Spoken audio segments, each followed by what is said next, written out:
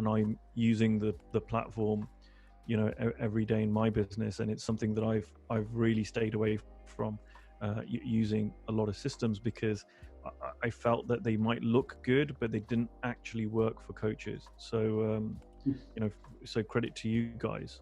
Thank you. It's different for different people. I know a guy who started off charging $10. I mean, if people know Michael Neal, I think there's a story that Michael Neal charged something really low, like $4 when he started, and I think Rich Litvin charged $10 a session when he started. So there are some people who charge very low, and then there's other people that I know, you know, from day one, you know, of coaching, they charge a lot higher. But I think it really depends on who you are, who your network is. I think that, and where you're based in the world as well. My coach helped me with when I hired him, you know, which was a couple of years into my coaching journey, was he was like, have your fee like there, right? Like, just be really clear on what your fee is, so that when anyone asks me, what do you charge? You're not going, well, it depends. Let me get back to you. Let me think about it for 2 days, stress about it, get insecure, and then send you an email, right? He said, just have your fee. What do people charge around me? And you might look at people who are, you know, similar to you. That may be helpful, but generally I wouldn't pay too much attention to that, right? Because every person is different, every person's network is different, everyone's style is different. There are so many other factors that go into that you know, and I think this can trip people up, because they can see other coaches and they go, well, that guy charges, you know, £50,000 for this year-long program.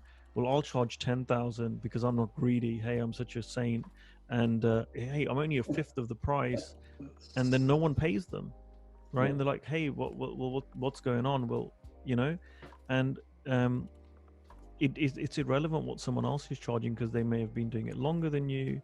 They may have a different network, whatever else. So I'm not saying don't look at other people's fees, but I wouldn't put too much, you know, attention on that and make it too much into a big deal. And sometimes the worst thing that can happen to a coach is that they have a client sign up with them at a really high fee, or comparatively high fee when they're starting out, because then they think, well, I charge David, right, 10 grand, or you know, whatever it is, and so they don't want to charge less than that to anyone else, and it messes up the business, right? So I would say, Philippe, if you are not having many clients, or many clients coming through, yeah, you can do pro bono work. That's one option. Or you can just lower your fee to a place where it's really easy for people to hire you. They you know, they're not having to, you know, really make it a big decision.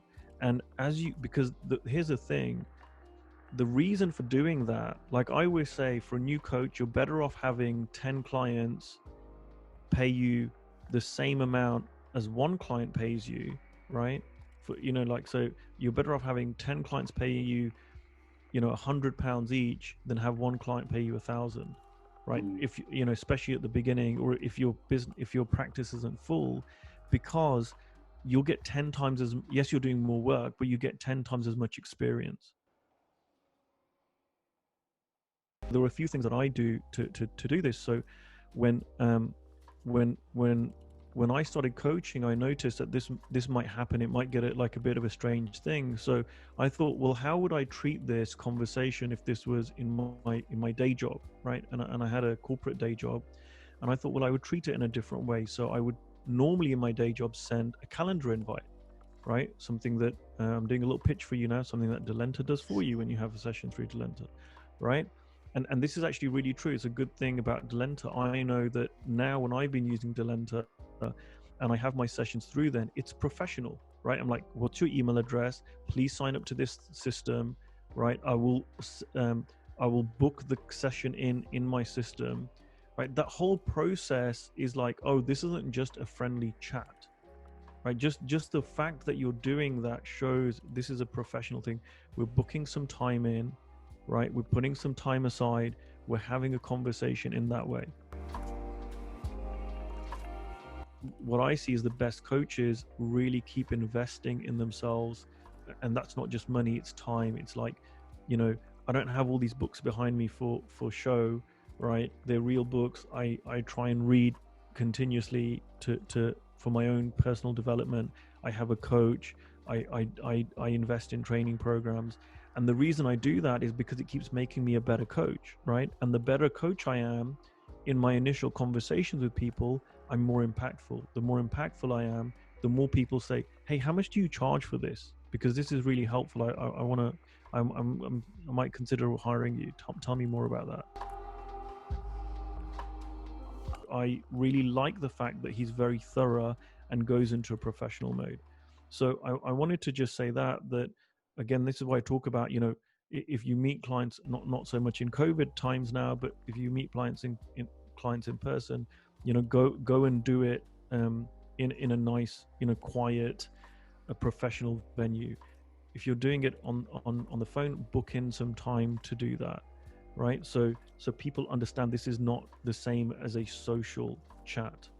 And then in terms of how does your fee get set, that's just more of a gut knowing, right? It's like, you know, you have to work that out for yourself, right? Am I getting a lot of people paying this fee? Does this fee feel right to me to charge?